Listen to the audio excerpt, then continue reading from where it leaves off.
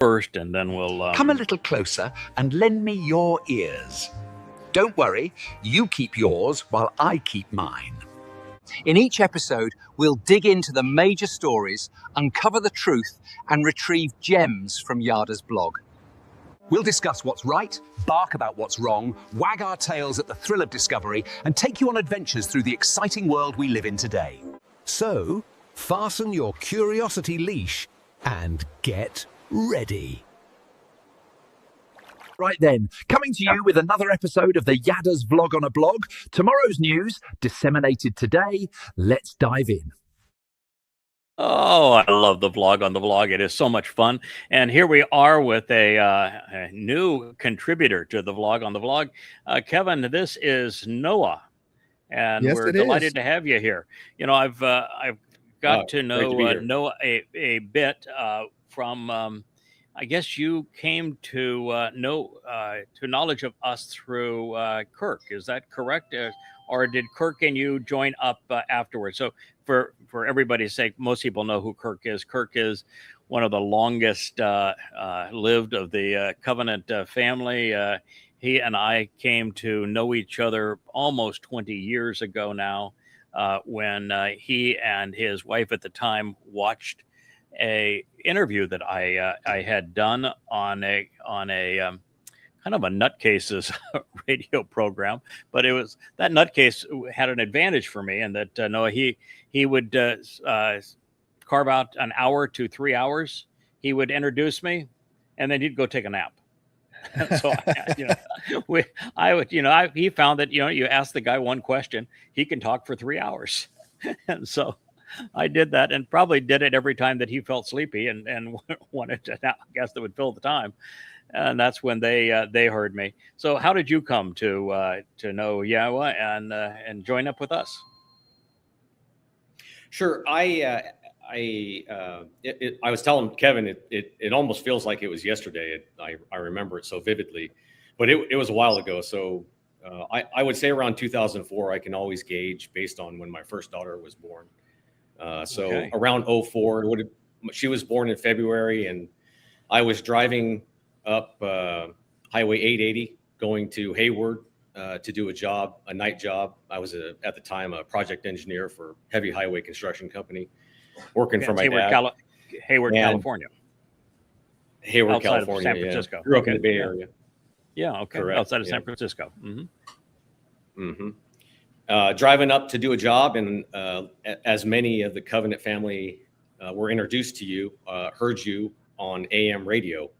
There was no live streaming at that time or anything like that. No. I was plugged into AM radio. Had just started to become religious. Started joining a Lutheran church, getting to know the pastor, and all of a sudden, yanked right out of that. As soon as I heard you, I knew that wasn't for me. So bullet. We were pretty effective. It was a gut punch. We're pretty effective at denouncing the Christian New Testament, the myth of Jesus. We had that stuff down pat very early on, that we realized that there was no correlation of any kind between Yahowah, the God of the Torah, prophets, and Psalms, and the nutcases whose story is told and who wrote that New Testament. They are light and dark. They are good and evil. So we had that pretty well nailed at the beginning. So once you heard me begin to repudiate what was Christianity and speak on behalf of Yahowah, the God of the Torah, prophets, and Psalms, our Creator, that was enough for religion for you. Oh yeah, I was done. Immediately went home. I was done. I went home, told my ex-wife, my wife at the time, that we're done. We're not. Not going back there. I can't. We're not going back to the church. She immediately went to the pastor, talked to him. He told her that I was in a cult, that she should leave me immediately. Okay. Right. She ended up on this. This cult that you speak of here, did they have a secret clubhouse someplace? Because all cults have secret, like hangouts. They have like a cult island. Did that cult ever ask you to give up anything? ever ask you for a donation, ever ask you to It change only your gave. life, ever ask you to give anything? No. In fact, it gave to me. if you had offered to give such cult anything, would that person even accepted? No. In fact, when you going back 22 years ago, you would not have even known my name, would you? I was operating anonymously. Yeah, it's so odd when they when people who are actually part of a cult, Christianity is a cult, conspiracies are all cults, try to accuse what we're doing as being cultish when we are doing everything in our power to say it's all about Yahweh. Pay attention to him and those that he deploys to speak for him. And if they ask you for anything, then they're not speaking for Yahweh. No donations, no contributions, no secret handshake, no clubhouse, nothing. No, in fact, we don't even have any independent constitution or rules or bylaw.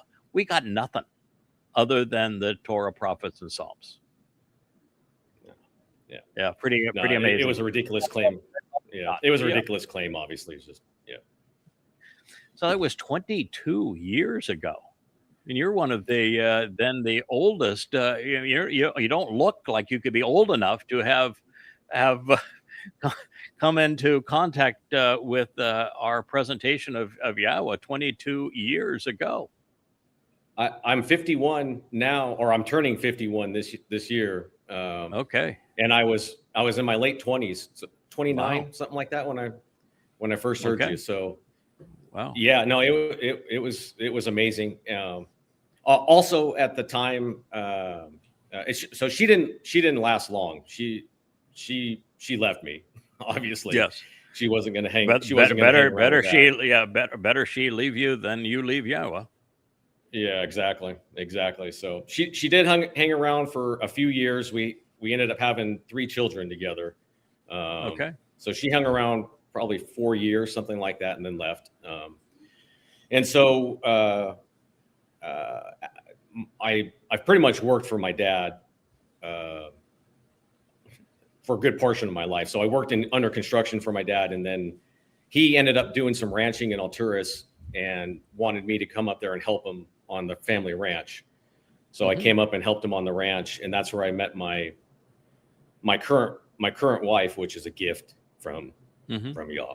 So yes, I think God happens to like the occupation of ranching and shepherding and all that sort of thing. It really puts us in the right mindset, even if what we're ranching is chickens. Yeah, we got those too. Yeah. One wild which drive me nuts. Yeah. Okay. And so you've read most of the books up to this point. Yeah, I've read most. I have not read all of them, but I've read most of them. I've read a lot, and yes, transformed our lives. I'm grateful, and I wouldn't know anything without Yada. So eternally grateful. And in regards to Kirk, my wife and I had gone to Sacramento for a tournament, softball tournament for my daughter. And we reached out to him. It was during the time you were doing radio with Kirk, and we knew that he lived in Folsom, and so we reached out to him and then met up with him there in Folsom, and had a great dinner with him. There was some other Covenant family member there, and then we ended up inviting him. We ended up leaving the ranch and buying a small vineyard in Grants Pass, Oregon. And we invited Kirk up for Sukkah the first year we were here, and that was a wonderful Sukkah. And Kirk's been a great friend ever since. And I enjoy being friends with Kirk. He's a great man. Yeah, it's kind of interesting too because of the ongoing claim that we have a cult here, which is the first thing you would do with a cult member is you try to bring them in, isolate them from everything else, then brainwash them with whatever your diatribe is. I actually didn't even know you, I don't think, and you may have a recollection that's different than mine, but until you and Kirk began to become friends, and you were at that time you already had bought and were developing your winery. Is when I think we began to communicate initially by email. Or was there much contact prior to that time? I did not contact you. I did not reach out and have open conversations with you. Mm-hmm. I was just learning. I was immersed. I was reading, listening all the time. I did reach out one time, and I sent you an email regarding my. At the time, I was reading Prophet of Doom, and I had sent you an email, just a comment about Satan's army. It seemed obvious to me that was going to be Satan's army with, and assaulting Israel, and it is, and so that was the only communication you had. And then I reached out to you again when we bought the vineyard and asked for your approval to use Yahowah 5.1. Yeah, I remember on that. our labels, which we did. Yeah, yes. Which we did. And you gratefully, or you. Yeah. You wanted to cite something from Yada Yahowah in your label. Yeah, and I thought that was a great idea. And that's reached. That translation has probably reached thousands of people, and it's a beautiful translation about a wonderful man, Dowd. And so we're grateful that we had the chance to put that on the labels, and but it's interesting. The reason I want to keep on going back to this is that the group now that is the most fixated on trying to demean us, and I mean demean us, demean Yada Yahowah, demean me, has a website called the Cult of Craig Winn. And the only way they attract people to it is they hashtag my name, because they got nothing to offer other than their vitriol.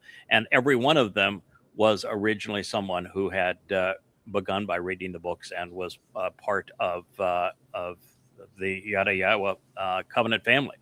And because of one psychopath, they group, I don't know if it's 15 or 20 of them or 25 of them, there's not much more than that, but they have become very vocal in trying to undermine that which they once supported. And their approach is, they call it the Cult of Craig Winn on Facebook. And as I say, it's actually a crime to use somebody else's name and hashtag it to denounce them. But that's nonetheless, breaking the law doesn't seem to be of much concern to them either. But the whole idea of a cult would mean that there would have to be some kind of an attempt to isolate and to brainwash those who were part of it, and the second would be to gain from it either sex, power, or money, or the three ways that people gain through cults. And when you came to know us, I didn't. Oh, he just lost his internet. But when Noah came to know us, based upon his own testimony there, we'd had no direct contact with each other. And our first actual contact, he wrote me one email regarding regarding Prophet of Doom, which I'd written a long time ago. And the next email is he's off doing a winery and very respectfully asking, can I use one of your translations on the wine bottle? So obviously, I'm not attempting to isolate Noah, nor anybody else who's ever been from the covenant. Never told them what they need to think or believe. My entire message is, this is what Yahowah is saying. This is the best way to understand it and apply it to our lives. You are responsible to him, not to me. I don't have a following. I'm not looking for a following. And not only don't I want anything from you, I will not accept anything from you. I'm just here to share what I have learned. That is my job, is to figure out everything we can be learned about what God said and to convey it as intelligently as possible. And what you do with it is really up to you, other than this idea. I'm not going to take anything from you. Just absolutely never going to ask. And you're never going to have the opportunity to give anything to me. Pretty much obliterates the whole argument that they have, doesn't it? It does. The cult thing is thrown out there. It's an easy way for somebody to put somebody they don't want to deal with in a box. And so they can label you as a cult. They can package you up, and they can ship you off. And so they never have to deal with anything you say. Or in this case, this group is vitriol. I don't know much about them. I never really learned anything about this group, and I'm certainly glad I didn't. But yeah, they are able to package you up and try to tell people that they shouldn't listen to you by putting you in the cult box. Virtually all of them came out of a conspiracy cult called Unpopular Truth, I think was the name of it, but some name like that. A guy who actually changed his name to lead his cult that tried to do the same thing they're doing, that is to claim that they had written what I had written, that claimed that they were the ones who had discovered this, then twisted it for cultish purposes. Larry Hendricks was the name of this individual. Almost all of them came out of that group, and they've returned to a cult. This one is in the veneration of a mother god. And the thing that is so easy to do today is to disparage somebody. I mean, look at Jews. They are every place, everywhere, all the time. They are being disparaged. They're being put, as you would say, in a box. The box never fits, ever. It's the nature of a conspiracy is that you hate, you're envious, you have a miserable life, you have no answers, your life has no value whatsoever. So what you do is you try to make yourself feel better by blaming somebody else for your own misery and your own ineptitude, which is the basis of all conspiracies, including this one of the mother goddesses and DP and D-Crud. This is their little cult to do that because they have miserable, unfulfilling lives. And what then transpires with the conspiratorial mindset is you see a dot on the wall and you make a religion out of that dot. This idea that in the eighth mashal, that there's a reference to a she, and the she it does a lot of good stuff. So that must be our mother god. When all the she is reference to the fact that chakma is a feminine noun in Hebrew, and it's talking about the value of the very thing they lack, which is wisdom. And then we will talk about the last word picture, the Mashal 31, which is profoundly important in what it does. It's transformational in the life of Dowd as the firstborn son of God and his return to his father. And in it's clearly authored by someone who is taking a very humble approach to what's occurring. He recognizes that the star of that show, of what he's witnessing, what he's reporting, is a woman who Dowd accepts as his mother, not his birth mother, a mother who loves him more than anyone has ever loved him. And I'm writing that story about what Dowd is experiencing. And as he listens to my wife tell him about what he has done wrong, too much drinking, too much sex, too much thinking with the wrong head, and that he needs to learn to respect women and look inside in their head for brilliance as opposed to just physical beauty, and needs to realize that he's this very firstborn son of God and that this matters, and he needs to get his life in order. And so I write this and I acknowledge, rather than saying in that case, I would have been Boaz. But now under the name Ethan Hajraki, because I wrote it under that name as Ethan Hajraki, rather than say that's who I am and now overshadow my wife, I take the more modest approach. This discussion was about she and Dowd. And so I just say, I'm her husband. It's like being FLOTUS, First Lady of the United States. You're yeah. Well, this would be like, okay, well, I'm her. Yeah, she's great. I'm her husband. Yeah. So I use the term in Hebrew for husband 3 times, which is Baal. And so, Baal. Oh my God, he's claiming he must be Satan because, Baal is Satan. And you go, okay. Baal is like every Hebrew word. It has a positive and a dark side. It's like everything that Satan claims. He takes the things that are appropriate of God. Even Adonai, Lord, is a fine term. It's a term of respect. But he takes those terms and he corrupts them for his own use. Asher, to becoming Asherah, happens to be another of them. And so that is what he does. That is his purpose in doing that. And so he corrupted the term Baal, which is husband, to create a perspective on him that is other than the adversary, because that's what Satan does. He has to project an image of himself that is not adversarial, which is his title from God. But the proof that the term Baal has a good side is not only is it used very favorably in the 31st Mashal. And the woman who is saving Dowd from himself has a Baal husband, not a god, not a false god that is there. It's used very positively. God, on 2 occasions, tells us emphatically that not only was he Baal to Israel, husband, but that he loved that role. And it was Israel that rejected him in that role. And so if you can't think it through and understand the big picture and be logical in your approach to words and reasonable, then you're going to be like those that have their little conspiratorial box, and they'll put little snippets in that conspiratorial box, and everything that proves that box is untrue, they will ignore. That's what we've got. Yeah. But they appeal to that's the nature people. of cults. Yeah. Yes.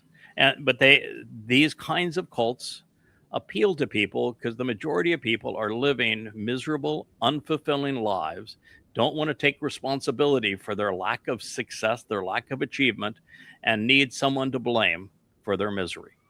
And that is how conspiratorial cults are all born. That's why there's so many that want to lash out and hate Jews. And so from our point of view, it's important that we experience that, because God has experienced that on behalf of his people, and God himself has experienced that for 6,000 years. So it's appropriate that we also experience it. Otherwise, we can't have any empathy. We can't speak from a position of knowing what God has had to endure. Yep. So that's my thoughts on it. So we're going to go ahead. Oh no, I just it's a shame that there is a group of people that's all their focus is, right? Is they have no other intention other than just disparage, vitriol, just try to destroy everything. And I don't. Okay. It doesn't make any sense to me. But Noah, if you spend time on X and on Facebook and social media, right? You've been exposed to it. Not X, but definitely Facebook, and I've seen enough on Facebook. Okay. Yeah. Well, X is just a worse version of Facebook. I left X and Facebook because what I found is that in the range of 80 to 90% of the feeds and the posts on X and Facebook were invalid. They were rude, they were racist, they were anti-Semitic, they were repulsively and ignorantly political, and they were over the top religious tripe. And that there was almost no correlation between what was being posted on X and on Facebook and reality, and that the whole thing was a really evil swamp. And so that's why I left those places. It's a horrible thing. But now, since that's the world's marketplace for opinions, and the overwhelming preponderance of people are conspiratorial, religious, and political, and really desperately lost, we shouldn't be surprised that we have one in our little backyard. It seems like infiltration is their MO. I just saw recently there was one that was trying to say things and pretending to be part of covenant, and they just flesh themselves out pretty quickly. So. Yes, it's can't stand that woman. I think their little Facebook group has the wrong name. See, they would be okay if we are the We Hate Craig Winn fan club. They would be okay with that. Just own it. Just own it. Truth, absolutely. Just own it. Just own it. That is their. I mean, the folks that are in there they come from diverse backgrounds. They have diverse. They're not all like so-called mother goddess people. Their one singular mission is they just hate you. They don't agree with each other on anything other than the fact that they hate yada. I mean, that's yes. And that's a very good thing, by the way. Not for them, yes, but it is for me, because look at those who spoke for Yahowah. They're all hated, always hated, universally despised. And there's probably no better example than Moshe during his life. His own people tried to kill him multiple times. Moshe finally told God, you might as well kill me, because these people are impossible. I want nothing to do with them. Get me out of this mess. Yep. And so speaking for Yahowah is as popular as Yahowah. And right. He's not popular at all. And so, if you're going to do this job, you need to know that you have a target on your head, and that virtually everyone that hears you is going to hate you. They're going to despise everything you have to say, and they're going to do everything they can to undermine you, because you destroy everything they want to believe. Yep. So Yep. it takes, the one thing that I would say they all have in common is a lack of reason. They all have to be, they have two things in common. They all have to be irrational, so that they're not able to process information intelligently. And that would be true of all of them. But the other thing is they have huge holes in their lives. There's raging insecurities that cause them to be living unhappy and miserable lives. And the only thing that they know how to deal with that is to lash out and to blame someone else. And so, you have people on that group, like this, the woman that you're talking about now. I don't know her from Adam. I've heard the name. I don't even think I could pronounce the name. And the two that preceded her, and the three men who have all lashed out in the last year, I don't know any of them. I mean, I have no contact with any of them. I do not know these people. And yet they have made me the focus of their lives, hating me the focus of their life. I mean, that is a really weird thing to do when you make somebody that you don't even know, that has never done anything to you, never even had a direct conversation with you, and you want to make them the focus of your existence. Something deeply troubling about that. It's scary. Yeah, it's scary. And you're right. That's how you know. That's how you walk with Yahowah. There's no lack of people that could care less about my family. I don't even. My dad labeled me a Jew, and pretty much was disgusted. Good. My mom. I don't have any contact with my mom. She could care less about her grandkids. She has no contact with my children. I mean. Yeah, you know exactly. Yep. Yes, that you fit when you're hated. And when I wrote Prophet of Doom and began the 5,000 to 10,000 hours of radio and television that I did in interviews on that book, almost every attack on me accused me of being Jewish. Everyone. And you say, I'd be delighted if I was a Yehud. Personally, I think it's a naming convention, and as the naming convention, and it means beloved of Yah, sign me up. I'm a Yehud. But why is that a response to 4,000 pages of evidence and analysis of the oldest Islamic texts? Please explain to me how you calling me a Jew, as if you think that is your answers any of the 4,200 pages of analysis of the oldest Islamic text that I have used to prove that Allah is not a god, and that Muhammad wasn't a prophet, and that Islam is a terrorist manifesto. I mean, that isn't an answer. Yeah. No, again, it's a box. For my dad, it was easy to label me as a Jew and then put me away. He never has to deal with me again. He can just. It doesn't have to think about what I'm telling him. He doesn't have to think about the fact that I'm not celebrating anything he's celebrating. That I've told him that they're all horrible, satanic, celebrations. He doesn't have to deal with any of that. He can continue to live his life how he wants. Yeah. The great value of evidence and reason as you go from knowledge to understanding is that you eliminate the box always. God is not in a box anymore. He's not religious. He doesn't fit Christianity, Islam, or Judaism. He's liberated for who he is.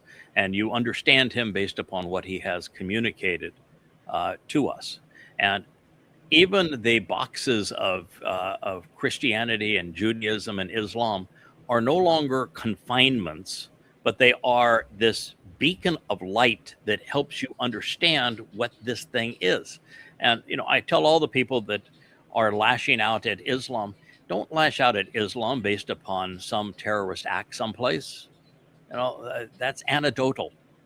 Come to understand what the Quran actually says, who Allah actually is, who Muhammad was, what they did, and understand the core of the religion.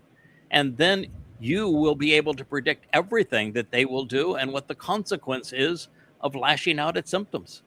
So that is really the key to understanding, is opening everything up, including yourself. It's why I think Yahowah went to such lengths to say, all right, the writing anonymously as Yada was fine. You got you got 10 years of learning under your belt. Now we're going to open it up. Now you're going to be a named character in the story. I'm going to make you vulnerable, because it's by opening you up and making you vulnerable that we establish credibility, that we have empathy, that we can communicate both intellectually and emotionally who God is and what he's offering, what he's expecting in return. So this is all part of that process. And it's all part of the process to get comfortable with the realization that God is not interested in us being perfect. And thankfully not, because even he's not perfect. So therefore, none of us could have a relationship with him if perfect was required. And he would be bored out of his mind if it were, and he'd be embarrassed because he's not perfect and doesn't want to be perfect, and most certainly doesn't want to have a relationship with someone that's perfect, even if it were possible. And what he's interested in is us listening, thinking, responding, engaging in a way that is loyal and that is such that when we make a mistake, we get back up. When we err, we learn from it and are better off for it. Those are the kind of people you can trust, not the kind of people that all they have is, I'm going to throw stones at somebody. So this and understanding it to me was transformative too. Understanding it is. It's transformative. It takes our whole existence to another level. It gives you a sense of peace, of comfort, of being here and having the camera on, the light on, the background on, and knowing that you're going to be exposed. Are you comfortable being exposed? This is who Noah is. You're happy to show that. Yeah. And where you've been over these last 24 years. Yeah, and for me, I've been ridiculed so much walking with Yah that it does, nothing really bothers, nothing really phases me at this point anymore. I mean, my whole family's ridiculed me, friends have ridiculed me, so I wear it as a badge of honor. As we talked about before, it's how you know you're with you. Right. Dowd ultimately had the best and the worst, and then the best relationship with Yah. There was times where he and Yah were, father and son. There are times when they weren't talking, and God was exceedingly angry at his son. And then they came back, and they have become best friends and father and son again. But everyone in Dowd's life, his wives, his sons, they all betrayed him. All of them. It's just the nature of this. You don't become set apart. You don't become set apart with a fan club. You don't become set apart by being popular. It just doesn't happen. Right. When we realized that the algorithms on X and Facebook were driven by things that we could never do and should never do, that being popular on those sites required of us something that was hostile to who we are. And we'd have to appeal to either the political, the religious, the conspiratorial, or the anti-Semitic, or just the opinionated dunderhead. And we'd have to use AI as if AI were a thoughtful, rational option to deceive. And when we just said, that's not us, and we're not interested in doing that. And oh, by the way, Yahowah's not interested in being popular. So what are we doing here? There is no point to being here. And that's when Joe was able to create a website that replicated all of the benefits of social media with all of the benefits of a library. And we could be a community without having to endure that we realized, let's just go and be on our own. We'll open the doors. Everything is free. Everything is available on yadayah.com. We're not hiding from anybody. We're letting our light shine for all who will see it, but we are not going to promote it. And that hellstorm of social media. It's not about being popular. It's about being unpopular. And on social media, the last thing, God does not want you to defend yourself either. He's happy to defend you, but he doesn't want you to defend yourself. He doesn't want you to take all the critics on X, for example, and to try to fix them. When we have so many experiences with Yah. The first one, of course, was when Adam and Sha'uwah decided to ignore his advice and listen to Hasatan, and they did what God said don't do.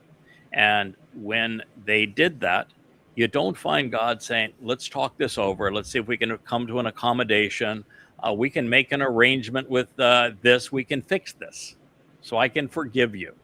Did you hear any of that coming from God? No, I didn't hear any of that. No, none of that. So when man becomes many, and the Nephilim are religious and political and vicious, and God says, I lament creating man because now that man has become many, he is absolutely awful. Do you find God saying, let's work out an accommodation? Maybe my approach isn't as good as it should be.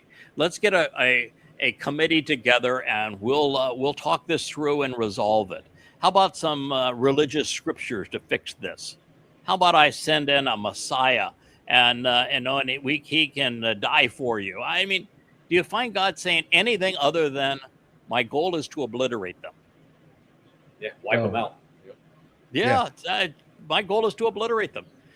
We're leaving Mitzrayim and going into Israel, and hey, all the people we come across, I want you to talk nicely to them and see if we can, and teach them Torah and everything, so that we can all be together and come together on this one roof. No, it's that knock down the walls, kill them all, destroy their idols. Right. We ain't having it.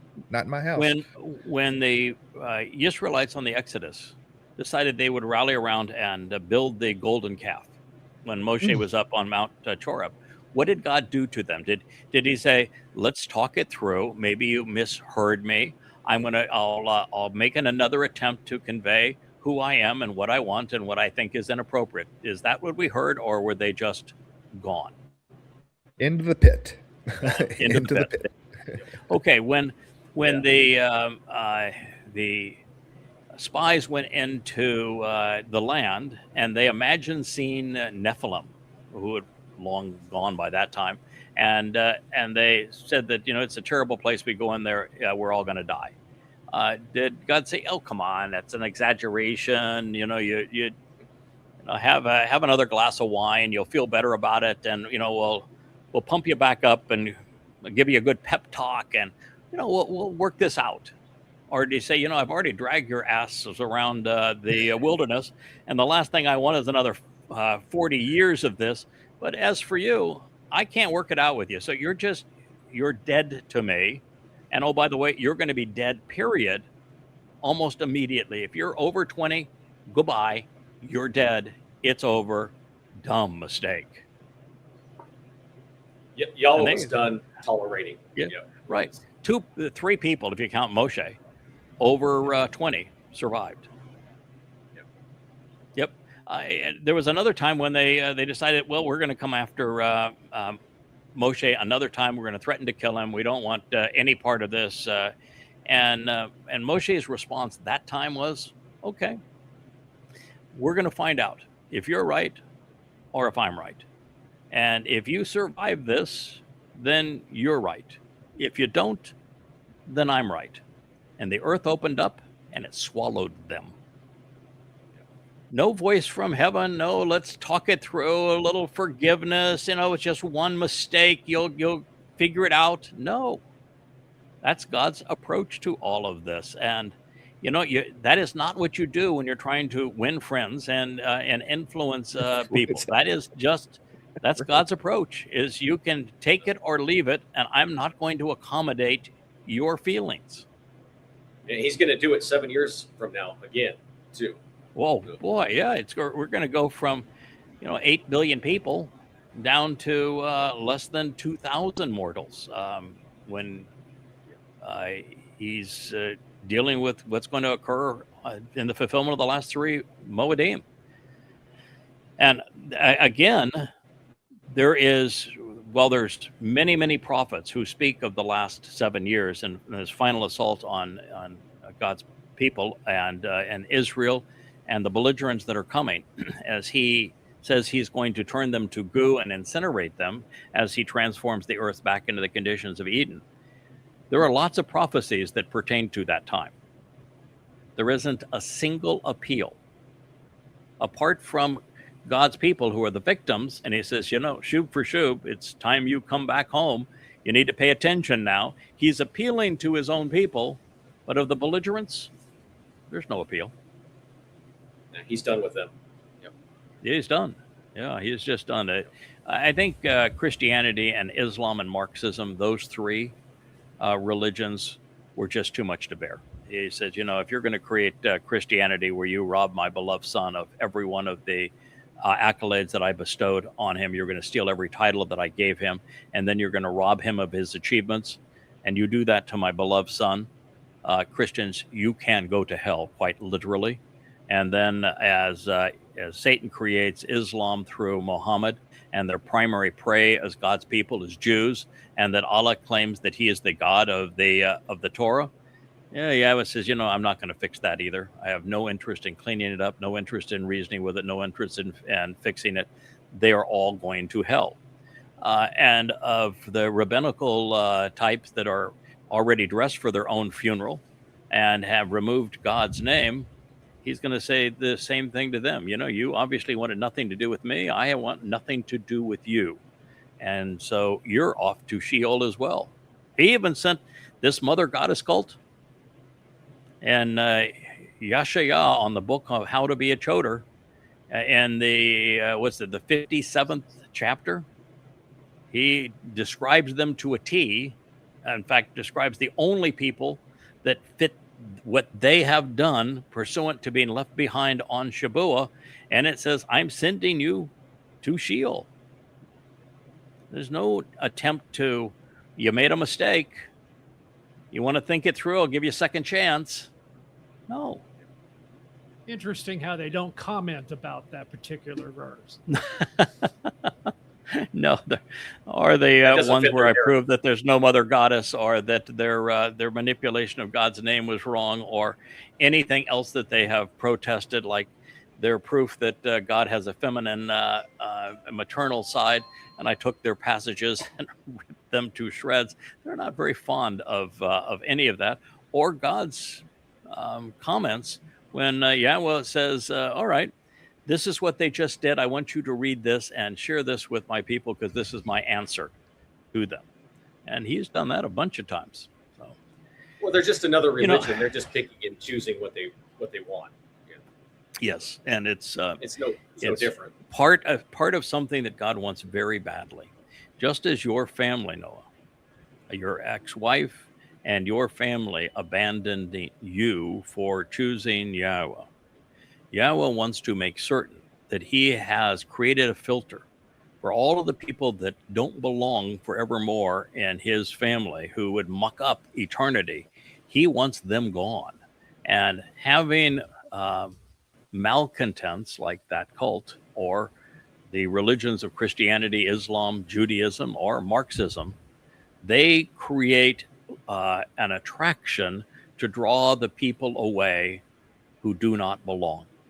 And this is a way where God can create a filter, because he doesn't want a lot of people as part of his family. He wants good people as part of his family, but not a lot of people. It's definitely quality over quantity. Rather than God having to decide, I want you, I don't want you, he knows that Marxism, Christianity, Islam, and Judaism, as well as anti-Semitic conspiracy cults, that they're all very effective at luring people away so that it becomes the individual's choice to have decided their own fate, that God doesn't even have to interact. It's quite the litmus test, isn't it? It is. Yeah, it is. And it's a screening test. It's like building walls and having a net. And sometimes that net has to come really close to home to scoop up those who were exposed to the truth. Miriam is the classic example. She was once called a prophetess for leading the women's chorus in the Song of the Sea. And it wasn't even a year later that she's so full of herself. She's saying that she too speaks for God, and that and Yahweh said, "No, you don't." And when I choose to speak through someone, you know it, and they know it, and you're not it, and therefore I'm striking you with leprosy. It's as if your father spit in your face. You are estranged from this community, and then she became the model of divorce. So sometimes that net to filter away those who do not belong, who thought they were part of the covenant family, has to come very close to home. And Miriam is the perfect example. It's kind of why the rabbis love Miriam. They think God was wrong. You go to a Chabad site and you read about Miriam, what you will read is that God got it wrong. He was unfair to her, that she was right and criticizing Moshe's wife. You know, God never even mentioned the criticism of Moshe's wife. He knew that was nothing but a ploy, just as the mother goddesses criticized my wife. It's just a ploy. And so he never even mentioned it. He just said, we'll just deal with the main issue. No, you don't speak for me. And when you make that claim and it's not true, this is your fate. It's a powerful story. All of these are. And that's why understanding them and being drawn to explain them. I don't think, had it not been for God having to draw his scooper net very close to us to drag those people away, that we would have ever come to fully appreciate the treasures of Bamidbar, Numbers. But Numbers 5 and Numbers 11, 12, 13, 14, 15, 16, 19, and 20, they are extraordinary in their prophetic implications and some of the great teaching opportunities in the entirety of the Torah. And I don't think we would have come to appreciate how they apply to our lives and to life in the covenant family had it not been for the malcontents. It was malcontents that caused it. Yeah, and Yahweh doesn't need to do very much. The religious are very good at outing themselves. They cannot help. They cannot help but out themselves because they just don't get along with Yahweh. So when you don't get along with Yahweh and you don't really like Yahweh, you tend to do religious stuff. And for example, what happened in the Exodus, they outed themselves, and Yahweh. It was very easy for Yahweh. Right. It was very easy. They outed themselves. And the same thing is true with Paul. When Paul created Christianity, Paul had been trained as a rabbi. He was argumentative against God. The rabbis have, because they call themselves rabbi, and that means I'm exalted, I'm great. So their idea is Satan's idea, where Satan calls himself Elyah. In the 14th chapter of Isaiah, Satan actually craves the title Elyah, which is the title that Yahweh gives his beloved son Dowd. It means all things pertaining to the influence of God. And so the rabbis, by calling themselves rabbi, which means I'm great, I'm exalted, are trying to establish themselves over God, which is why they write the Talmud, and they call their Talmud Torah, is that they think that their arguments are more important and more influential than God's. It's why it's their laws that define what it is to be a Jew today, and why they are so aggressive in imposing their will. This is the mindset of the religious person. And it was rabbis in that Talmud style that trained Paul. Paul was actually the first person to ever write that he was a rabbi. And it's that argument where you twist God's statements take them out of context, misrepresent them, come with a very narrow definition, which is the opposite of what God intended, and you run with that. That is what happened to create the New Testament. Paul's 14 letters were the first 14 books of the Christian New Testament, and the next three were written by Paul's proteges, his propagandists, Luke and Mark. And in essence, it's what's happened to the Old Testament, or what the Christians call the Old Testament, the Bible too. They've mistranslated, taken things out of context, rewritten it based on what they want. So they've done the whole thing. They've done that to what they call the Old Testament, and they've done it perfectly in the New Testament. So. Yeah, it's always take things out of context and misappropriate them to support their religion. If I were to Google, one of the AI search engines for almost any, say, because you can't remember all dates, I'm trying to trace the things that Dowd did wrong. And because Dowd did 10 things really, really wrong in his life. And I'm trying to trace how old he was when he did each of these things. And so, it's helpful to go to one of the search bars, and I use Brave. So whatever search, whichever of the AIs is embedded into Brave is the one that I use the most often. And it will give, a pretty decent summation of what is known and what isn't known. And then you can go and it'll cite the places you can go read and get more up to speed on that particular subject. And but it doesn't think. And then if you look at the links are all by Christian authors. And if you read any one of those links, they will tie everything to the mythical Jesus. Everything pertains to Jesus. And you just read that. How in the world did you get from this to that? There is no correlation from this to that. The one that I'm having the most fun with right at the moment is after delineating the 10 times that Dowd was bad. And there was a period of life of Dowd where it's not just that he and God were no longer talking. God was as infuriated with Dowd as he was with the children of Israel during the Exodus. That's how bad it got. And so I'm wondering how the episode with Obed-Edom relates to Ethan Hawes Rocky that delivered the cure, which is the 89th Mizmowr. Were they related? And Ethan Hawes Rocky, did he have a genealogy? Was he born as with a mommy and daddy, and grew up somewhere doing something? Where did he come from? And so I've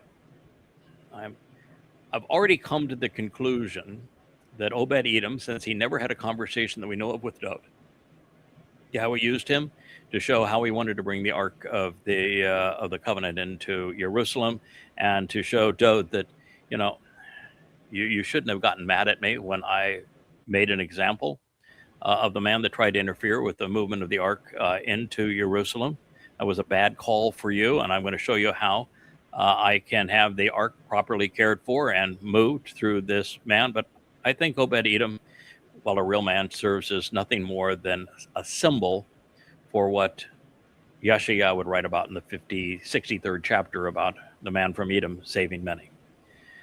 So since he never talked with Dowd, I just think the name is, he has a name which means worked for Adam. That's what the name means. Obed-Edom means I work for Adam, and Dowd is Adam, so it works for Adam. And that name then becomes the man from Edom, and the end that saves many. So I think he's a guy that God says, I'm going to give him a name, and this is going to be his function, and it's going to be a prophetic metaphor, a harbinger of what I'm going to accomplish in the end, and it's going to explain why I've afforded this description to the Adam of Peraz, the man from Edom, in the end. So I think that explains that. But then you have Ethan Hawes Rocky. So if you look up the heritage of Ethan Hawes Rocky, what do you think you find? You ever curious as to whether or not he had a pedigree? Because all of the biblical scholars said he did. And when I Googled it, because I knew that I had seen it, it takes you to the Ethan Ha-Izraki's genealogy. Mm-hmm. And yet the AI couldn't figure out how ridiculous it was, in fact, impossible. And the none of the scholars have been able to figure it out. Do you know how old Ethan Ha-Izraki would have to be based upon just the genealogy that has an Ethan born to a Zeraki? He would have to have been 6 generations older than Dowd. Fully 6 generations older than Dowd, right, with each generation being a minimum of 20 years. But you have to go further than that because he's now brought in when Dowd is 50. And he is known in Solomon's court, which means, oh, by the way, now he'd have to be 170. And oh, by the way, most of these fellows weren't having their first kid at 20. And most of these kids were not their firstborn. And when you're dealing with Obed-Edom, or excuse me, not Obed-Edom, when you're dealing with Boaz, who is in that genealogy on a parallel track, he was 80 when he gave birth to, guess who? Obed. Boaz's son is Obed. And Obed's son is Yeseh. And Yeseh's son is Dowd. But he's on a parallel track, and it's 6 generations before Zeraki's brother is the genealogy that goes all the way to Dowd. And you're looking at this and saying, is from Zeraki. And so you're looking at this and saying, no, not a prayer in the world that he's over 200 years old. 200, right. When God says, no one's going to live past 120. No. And oh, by the way, the span of time that Chronicles is detailing happens to be 1,000 years. This is from from Jacob becoming Yisrael and having his 12 sons to the point of Dowd's later life would be 1,000 years, and it's presented as 7 generations. So no. So first of all, there's a lot left out of the Chronicles depiction because it was added very, very late. And second of all, that Ethan of Zeraki, there isn't one chance in a billion that he was that was the Ethan Ha-Izraki that wrote the 89th Mizmowr of Dowd, late in Dowd's life. None. And you just do the math. You follow the genealogies. You get a piece of paper and say, okay, this person begat that, begat that. And the brother of this person is the line here. And no, it's not even remotely possible. So you have to discard it and say, all right, Ethan Ha-Izraki, he doesn't have a genealogy. And so in his case, he was absolutely inserted. He is like what Elyah is going to be when Elyah comes back as a witness. I think we're going to see both witnesses in 70, 80 years old. I think both of them would like to say, we'll come back at 30. Thank you very much. We're going to be chiseled. We're going to have a 6-pack. We're going to have big guns. We're going to be tall, dark, and handsome. I don't think that's how God's going to play it. It's just not his style. No. And we don't as people, we don't take people like that seriously. I don't care how smart, how absolutely, brilliant to the point and you are, and you look like a 30-year-old. I'm sorry, but just most people aren't going to take you seriously, right? What's this guy? No, I mean, no light, beard. Yeah, you're going to claim you can tell from the covenant family that Yahweh's mostly interested in older. Yes, right. Yeah, there are very few young people. There's not too many young people in the covenant. Correct, yes. Yesterday, Will O'Brien's son, who is a teenager, is a shining example of it's possible, and his son is the real deal. But it is very, very unique to be that. And the Shabuw'ah harvest is mature grain. So that's what we'd naturally see. But it isn't God's idea. When God says, I value people and I see in them what you do not. So God's not going to present the person as 6'4" and chiseled with beautiful hair and a striking physique. That is just not how He's going to present them. That's not God's style. And so I think that Ethan, just like the case will be with Elyah, was inserted at somewhere between 70 and 80 years of age, mature. And I think that Ethan is the soul of Boaz.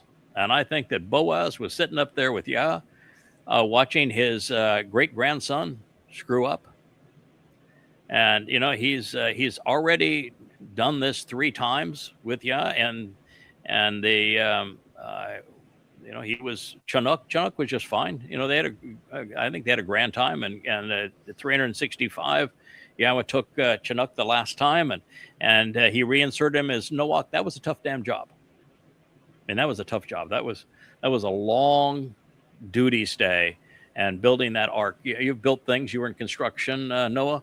I want to tell you, building that ark without major equipment and without a large team of people, that was no easy job. And he had to stay on that job for, when he started the ark at he was 500 years old I guess he was 500 years old when the flood came, but he would have begun the ark much earlier than that, and that's just no easy job.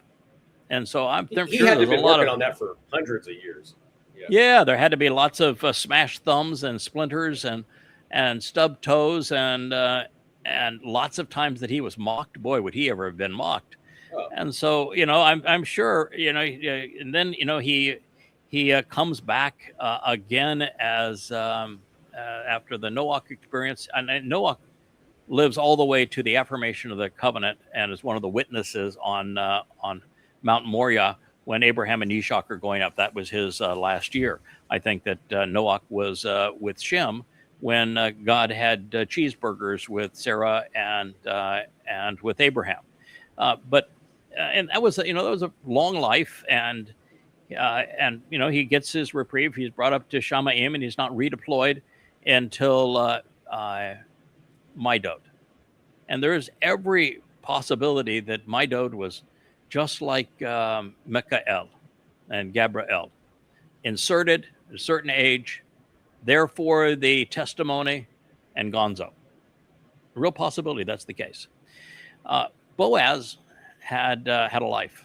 Boaz grew up to be the poobah of Bethlehem, the heartland and the breadbasket of an emerging Yisrael, even before it was really a nation.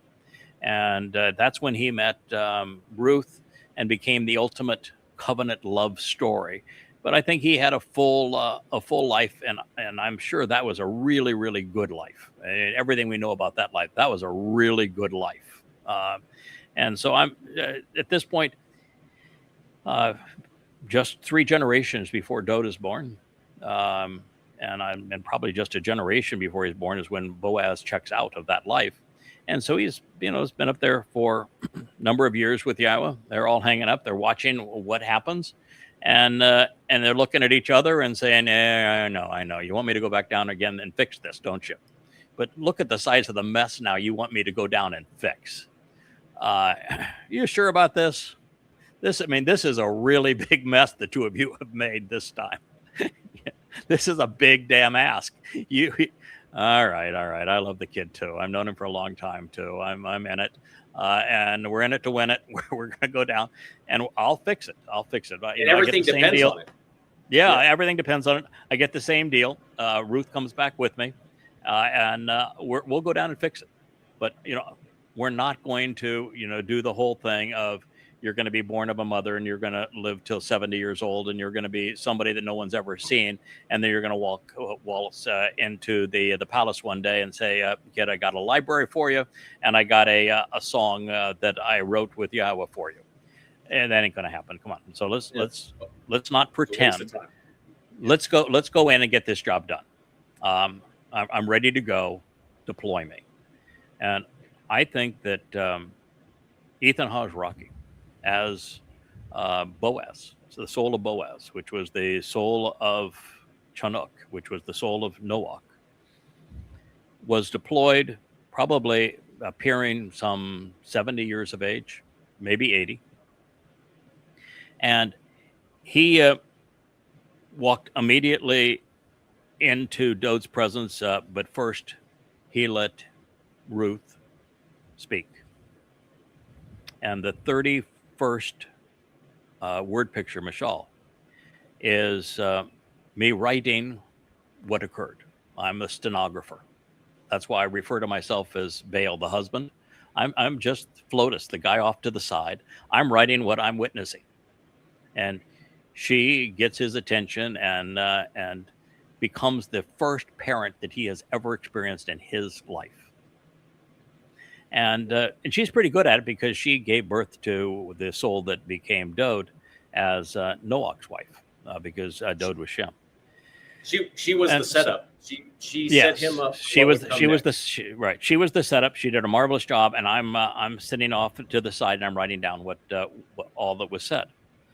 And then I say thank you very much, and I've said I've come bearing a gift for you. You don't know who I am, but I'm going to introduce myself to you. You would know me as Chanowk because you've read the Torah. You would know me as Noach because that's an important story in the Torah. You might recall that I was with you as my Dowd. That would have been 400 years ago. But you would know me best of all as your great-grandfather. I am Boaz. But I'm not just your great-grandfather, son. I'm also going to be your father. Because this was not your first life, and this will not be your last life. And so you're looking at your mother. That's who you have just listened to. You would know her as Ruth. But she has other names too. You will also know her as Elyah.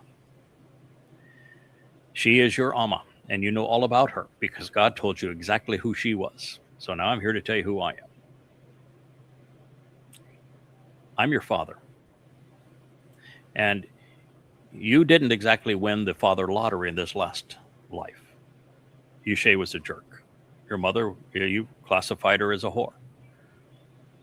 Well, that puts you in a position where all the bad things you have done, and I'm going to itemize them. Here's the 10. This is the 10 worst things you have done in your life up to this point. And you've angered God to the point that he won't even talk to you now. I've been sent down to rectify this situation, and I'm not leaving until it's rectified. So I have been here for a matter of a month, kind of watching all this transpire. And I have written these mashal. They're called word pictures. People are going to call them proverbs going forward. They are the library that I'm giving you for you to come to understand what it's about to be the firstborn son of Yahowah. All of these are written for that intent. I'm giving them to you as the guidebook on how to actually survive and perform and be productive so that you know who you are and what you're about as the firstborn son of God. This is your library. Welcome to it. It's about 40 pages, which is about 4 days' work for me. At the pace that I write, and that I have proven that I write over the past 25 years, that's 4 days' work for me. It's 40 pages. I'm giving you the library, son. You need this badly. Now, I've co-authored this with Yahowah. I've just come from him. You may recall him. He was the God that anointed you a long time ago that you are now lashing out at, that won't even speak to you because you've been such a little snit. He has not given up on you. So it's my job to get you back into that relationship. So I'm going to read it to you, and I'm going to leave it with you. And I'm going to hang with you the next 10 years of your life, son. And you're going to grow up. And you're going to get your act together. And guess what? You're going to be a prophet. Every one of those Mizmowr, the songs that Dowd wrote, they were written the last 10 years of his life. And we worked on them together. We taught him how to write. He wrote them all at that time. And he left in the mindset where he could serve and the Passover as the Passover lamb in the next life. Ethan Haas Rocky, he was a full-on adult insert, just like Yada and Elyah are going to be in 2030 on Passover when they arrive. That's the conclusion that I have in studying the story. And, you know, the beauty of studying Yah's testimony, Noah, and you've been with me now for 22 years, so you have certainly witnessed this, is that you read, you think, you make the connections to understand, and you share what you have learned. And if you need to refine that going forward, you do. But you share what you've come to know, and you explain it, and you lay it out, and you let it simmer among the covenant family. And in this particular one, I came to this conclusion 15 minutes before the show began, maybe an hour. From farm to table, right? Yes. Right. Yeah. But you tell me where this one doesn't resonate with everything that we know to be true about how God operates. No, it does. And Dowd was in such dire need of immediate training, of immediate reinforcement. It was immediate. Yahweh wasn't going to wait. He wasn't going to wait for years. No, for this to happen. No. It was a need. Waiting was doing no good, Noah, because when you look at and you create this list, this was the thing that was an eye opener for me. I began with Dowd's first mistake, which was when he began to run from Saul as opposed to standing his ground, recognizing that Saul could have taken every army in the world and come against Dowd, and Dowd was not going to be injured. God not going to let it happen. And so, you know, when I wrote my books against Islam and I received thousands of death threats, I realized there's just no reason to duck. There's no reason to be concerned. You don't need a gun. You don't need to go in hiding. You don't need to have an alternative. You don't need to do any of that stuff. You're going to stand up for God and do what he wants us to do. You're set. So Dowd should have known that. All right. So that was but God did, and Dowd did speak together. They communicated together during his 20s when he was on the run. You know, from about 20 to 30 was when this was happening. There were times, however, towards the end of it, where Dowd went crazy, dude. And he actually started drooling on his beard and scratching at doors and pretending to be insane, and may have actually gone over the edge occasionally and made himself a vassal of a Philistine. It got to be bad. But, you know, that wasn't the end of it. Right after he became king, he's still down there in Hebron, and the Philistines have taken over Bethlehem.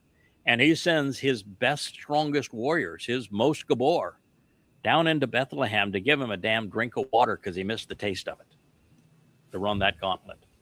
And God says, you spill that out on the ground because that's blood. And so they're not doing good at this time.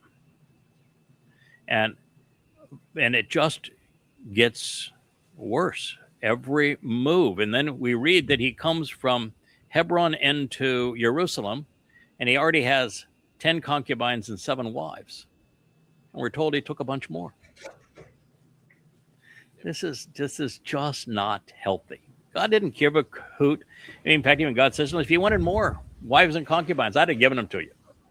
But I'm here to tell you, if you need if 17 wives and concubines isn't scratching your itch, then you've got an itch that isn't going to be ever scratched by having more, and more is going to make it worse, not better, because you're never going to respect women or what the value of a woman if you think it takes 17 to scratch your, and you can't even get satisfaction from 17. You ain't going to get satisfaction from 70. It seems like classic depression symptoms, but like you said, without adversity, we don't grow, right? And so this might have all come way too easy for Dowd up to this point. Now I acknowledge, he was chased by Saul, but like you said, but I'm not so sure it was easy for him when he became king, and of course that's the next episode is Bathsheba. And by that time, he was hedonistic, he was a sluggard, and he was a drunkard. He had really tumbled into, well, I'm king. I got the big palace. I can send my boys out to fight, and while they're out fighting, I can nap during the day and be a voyeur at night and steal their wives. That was really, really bad. So it wasn't that things were coming easy to him. It's this that he fell prey to what so many fall prey to when they have absolute power in their realm. Was not good, and I think that Dowd's trouble and not being able to stand up to King Saul, and the fact that King Saul wanted to kill him, and then all of these things that happened subsequently, was that he did not have a mother and father. And just because you have a birth mother, because you come through a birth canal, doesn't mean that you have a mother. He spoke of the unnamed woman that was his mother as she was a whore. And we know that Jesse was a jerk. He had no value whatsoever. He abandoned his son. And thank God, because he would have been a horrible father. So Dowd didn't have the counsel or love or support or nurturing or guidance or the example in his life of a mother and father. So he never came to respect women. He had no idea how to be a father. He was a crappy father, horrible husband. He didn't understand those roles, and every relationship he had with a woman turned out to be terrible. So I think it was the fact that he was not in the kind of covenant relationship that Yahowah envisions, where we do need the help, support, guidance, and the exemplary model of a mother and father. And so that's why he fell. And then, so the Bathsheba thing is just tragic, because not only did he steal another man's wife while he's being a drunkard, a hedonist, and a sluggard, he then has her husband, who was a very good man, named the Light of Yah, murdered. And then he takes the commander of his forces and brings him in, so he is complicit in the murder. And then he takes no responsibility for it. And so Nathan goes in and has a story that he reports from God about how disgusting a wealthy man who of power is to another good man. And he tells him that story, and it's heartbreaking when you read that story. And Dowd says, "Oh, that man, he should be punished and 7 times retribution and killed." And Nathan just says, "Yahowah wants you to know, you are that man." And everybody believes that the 51st Psalm is Dowd's apology and Yahowah's forgiveness, but it's no such thing. It's exactly the opposite. Dowd blames Yahowah. It's the worst thing I've ever read is the 51st Mizmowr, properly translated out of Hebrew, recognizing the stems and the moods and the conjugations. Now we're posting a grammar page on the site, and it's one of the things that many who have been with me the longest and read the books come to realize is that one of the things that separates what we do from everyone else is we pay attention to the stems, the moods, and the conjugations, so that you can actually understand the intent of what's being conveyed. And when you do that, the 51st Mashal is miserable. And so it's really bad. And then it gets worse. Then, his eldest daughter is raped by his eldest son, and he does nothing to solve the problem. And so Absalom, his third-born son, goes and kills his firstborn son, and he doesn't do anything to solve that. And then Absalom goes to Hebron and starts leading a coup against him, and it simmers up after 4 years. And Dowd doesn't even have the conviction or the courage, or doesn't have the character anymore to stand up. He flees Jerusalem. He leaves his 10 concubine girlfriends behind to fend for themselves. He's just a weak man running, not defending anything. And, that's horrible. And then when God is really upset, and he sends Joab to talk to send to him. And, Joab read him the riot act. And Joab is the same man that he had arranged the death of Elyah, the husband of Bathsheba. And, he's saying, if you don't sober up and wake up and stop crying, you're going to lose everything. And, you have a role to play, and you need to figure out how to play it. Well, God then expresses himself, and he says, listen, I'm absolutely disgusted with Dowd. My vitriol towards Dowd is unimaginably high. And Dowd's response to that was, then I'll defend myself. And he says, I want a census for how many Israelites can bear arms. I'm going to do the defending here. I'm in charge. I don't need to take that crap from my God. I'll do it. And so God sends another prophet, Gad, to say, I'll tell you what, pal, you've really gotten way too big for your britches. God's disgusted with you. He's going to give you 3 options. You can take it on the chin, and you can live on the run for a year.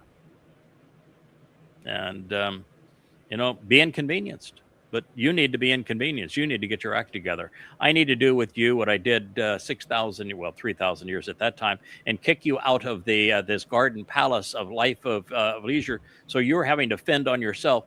I'm going to give you time out where you can go figure it out. That's option number 1. The other 2 options, I'm going to put a famine on the land that you plagued, or we're going to actually have a plague. Your choice. Pick one. And rather than being inconvenienced and having to grow up, he picked the plague, and thousands of Israelites died. And at this point, that's where we were when Yahowah and Boaz were sitting side by side, looking down on this and saying, oh my God, this is a real mess. I suppose you want me to go down now and fix it, don't you? Yeah. Okay, well, if I'm going to go down and fix this, then I've got to come bearing arms. And my arms have always been words. So we're going to need some words wielded wisely here, God. What do you recommend? And that's when we wrote the 89th Mizmowr, and that's when we came down with it. And it's why every time I read it, I'm in tears over it. And that was God's answer. And he sent him down with the 89th Mizmowr. And as soon as we got there, we wrote the library. Writing libraries is something that you had Elyah with you. Pardon? Yeah, I had Elyah with me. Yeah, I had Elyah with me. He wasn't ready. He wasn't ready for that. Yeah, known at that time as Ruth. But yes, absolutely. That's why when I see the song we played last week on the Ruth song with Boaz, man, I don't know if you saw me twice after that song. I've got tears just rolling down my face. That's really hits home. It's emotional. That hits home. Yeah. Yeah. That was a powerful message. Yeah. And so there we are. That is my.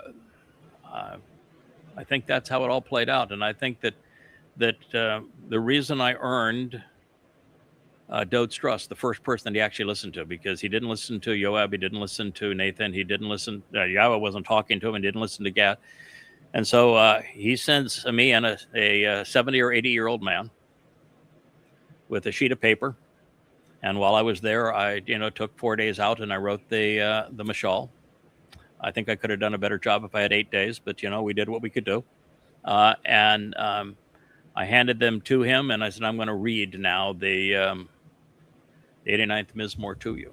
And we're going to read it over and over again until you cry as much as I cry when I read this thing. And I think what he told him is exactly what's in the 89th Mizmowr. That this is not our last go together. This is what you're going to do. And when you do this, I'm going to be with you. Yeah, you're not going to be crucified alone. If I can do it as an old man, you can do it. And you're not going into hell either by yourself. I'm going with you. It's hard to imagine a state of a man that had such a close relationship with Yahweh in that state of despair. Yeah. At that point, you're going to do, at that point, you're coming back with full knowledge. It's one of the things you talked about at the beginning of this program is if you're considered as an adult, then you're coming back with full knowledge of where you've just come from. When Elyah and I enter Jerusalem and stand atop the Temple Mount at 70 years old, we're coming back with full knowledge of everything we've experienced in Shamaim and with Yahowah, and we're going to dish it out to the extent that people can process it. We're talking 7 dimensions. They're in 3. We have to dumb it down, but there's no learning curve at that point. There was no learning curve with Ethan Harzraki. He came back with full knowledge. And with full knowledge, he's also in the 7th dimension. He knew exactly where this was going to go, and that he could say, just as the 89th says, that it's Ethan that takes down Rahab. It's Ethan that wears away the aggravating nature of Yisrael as the surging waves from the sea. And he's the one who brings down Rahab, Satan incarnate, and finally does him in. And he is the one who is crushed on Teruah. And so you can tell Dud, listen, I'm not talking to you as just, another prophet who's going to share some words with you. And that's all he has, because he has no skin in the game. I've got skin in the game. Yeah, I've got skin in the game. Right. Yeah. You were my project when I was Chanowk. You were my son when I was Noach.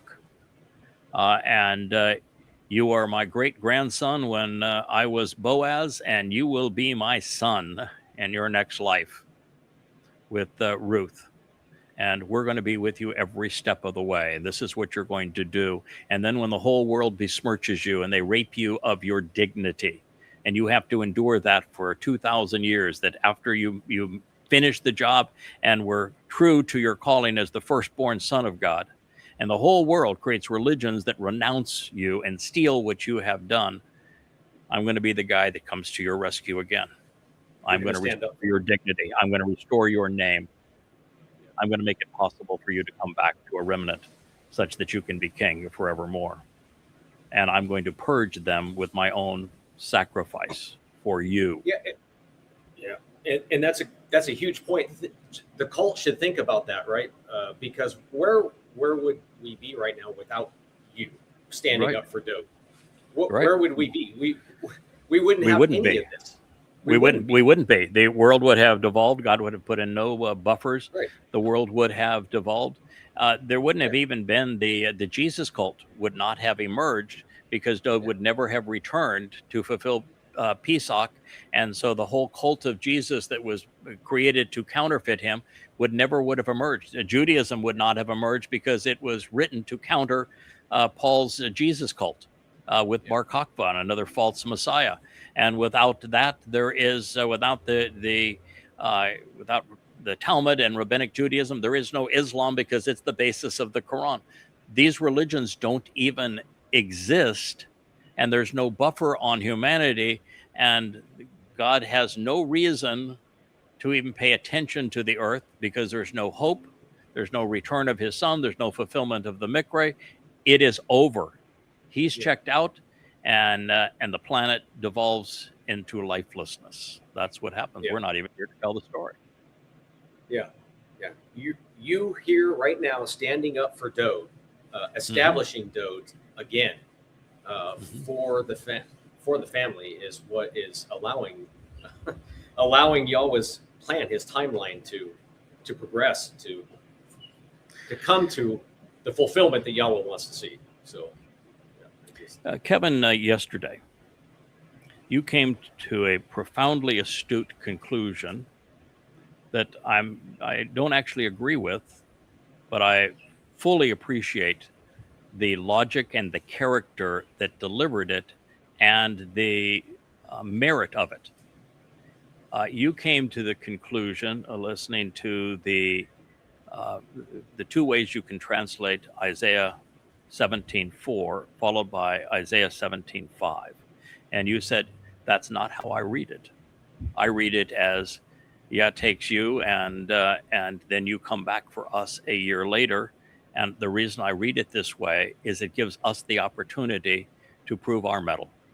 It gives us the opportunity to grow, to shine, to show that we have what it takes to answer the call and to grow so that we're prepared for what comes afterward. And my response to you at the time was, it is the best possible outcome for everybody. Best possible outcome for myself, for you, and for God's people. Probably the best outcome even for God. It is absolutely, makes perfect sense. I don't think it's going to play out that way, but man, do I understand the merit of it. Oh, we're all and I hoping think, it doesn't play out that way. Yes, and but it is absolute genius which you came to, you've probably seen my posts since where I say, yeah, oh yeah, I understand. I like the reasoning. I think it was profoundly astute, and I see the benefits, and the benefits are overwhelming, and I don't see a single negative associated with that scenario, because I think that the core team is prepared. And I think there is a group underneath the core team that wants to be prepared. And I think it puts everybody in a position where they really have a chance to show what they're made of. And so I happen to like it. And I've shared it with you, even though I said I don't think it's going to play out that way. But, right. This is not my call. I think somebody said yesterday, you have the ability to have discussions with Yahowah. You can negotiate with them. Do you think you can negotiate? That was for coming back during that first 3.5 years to continue to work rather than just spending the time in Shamaim. And what I said was, no, that's not my pay grade. Yeah, no. I mean, yeah, we have lovely discussions. It's mostly sarcastic, and a young man, we're not going to do it that way. We're going to do it this way. And I say, okay, sir, we're going to do it that way. I'm pretty adept at recognizing the difference between our relative intellect and our happy to serve, delighted to serve. So that's my understanding of what I think is the most pivotal moment, the single most pivotal moment in human history. With Ethan Haj Rocky, I came to this conclusion over the last few months, but actually you have been dropped in at 70 years old for this purpose, and this is what you wrote, and this was how it played out, 15 to 30 minutes before this show. You've been uncommonly quiet, and I know that part of that is because this was Noah's opportunity to be a co-host on the show, and you're very kind and gentlemanly in that regard. But you're a very bright, well-read man with character. What's your first impression of what we've been talking about? Well, just continuing our conversation along with we identifying the three so-called choke points, where life on Earth set on a razor's edge, right? I mean, we have Noach, okay, right. And then we have the Ethan Hazraki moment, and then this upcoming, the upcoming harvest. That if we don't, show up and do what needs to be done, then the whole Yahweh's human experiment was like, okay, we move on to the next one, and too bad for us. So. All three of them. I like that you kind of have on the air gone back and talked about what we talked about yesterday, as far as you don't think things are going to turn out that way. I don't think they're going to, I don't think they're going to turn out that way either, with you going first and then coming back, because it took some phone calls yesterday, talked to some people, and there was some angst out there. What are we going to do? What are we going to, and my whole, and talking to them was saying that that doesn't change our relationship with Yahweh. You know, the relationship is not through Craig Winn, right? No, The it is not. relationship is with Yahweh. You're Okay. right. So we just show up and continue business as usual, what he wants done. What Kirk and I talked about the not quite standing grain harvest club, is what we were going to start. Not quite ready yet. Yeah. But when Yahweh moved Dowd out of the garden, it wasn't because he gave up on him. It was because he knew that by exposing him and putting him out on his own, he would have a chance of growing up and demonstrating that he was worth trusting. He was worth knowing. He was going to develop into a character that was interesting. And if it played out your way, it would be the same. And it doesn't mean that everybody who is, of the 150 who have signed on to YadaYah.com, or the many thousands who are followers of those social media sites before we left them, are going to make the cut. It doesn't mean that at all. And it doesn't mean that what Yahweh is doing through me wouldn't be missed, and that I've become a pretty good student and a pretty good teacher, and I think a reasonable exemplar of what we're supposed to do, and I'm helping to advance our knowledge of what God expects. But I think I've taken it more than far enough for the likes of you, for example, or Rich here to manage a year making tremendous progress, working with the likes of Joe, for example, on the site. I think there are enough genuine, solid individuals. And while there's 20 or 30 names I could rattle off right now, I'm not going to, because if I do, sure as heck, I'm going to forget 5 to 10 that I should have said, and that's not fair. So I'm not going to do that. But people down inside know who they are. Yeah. That I think that every single one of those individuals would not only rise to the occasion, but would surprise themselves as to how much they had to give and could give under those circumstances, and would be renewed and excited for the opportunity, and would make great progress and would mature and would go into Shamaim looking Yahweh in the eye and say, I thank you for that opportunity. We did good, didn't we?